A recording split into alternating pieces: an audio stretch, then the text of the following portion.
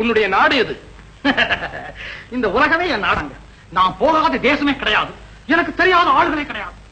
Array ஆவிடம் தும் போங்க array சடையா என்று பேசும் கங்கை நதி பாய்ந்தோடு மங்கம் கலிங்கம் காஷ்மீரம் பக்கத்தில் பம்பாய் கல்கத்தா துல்குத்தா ஜோத்தா தில்லியாம் பூனா ஹைதராபாத் செகந்திராபாத் பங்களாபாத் நீங்க இங்க பார்த்து நான் அங்க பார்த்து போனேன். மகாராஜா கொஞ்சம் கூட அங்கால பேச்சு பேச்சு கொண்டு வந்து இங்கால வந்த கலைக்கின்றீர்கள் என்று பேசும் யாழ்ப்பாணம் போய்விட்டு ఏమండి బాగున్నారా మీరు దైవంలోని చాలా బాగున్నారండి ಎಂದು பேசும் ஆந்திர நாடு சும்மா கூத்துக்கொள்றே ஊட்டா மாடுறீ ஆமேல கலசா மாடுறீ என்று பேசும் கன்னட நாடு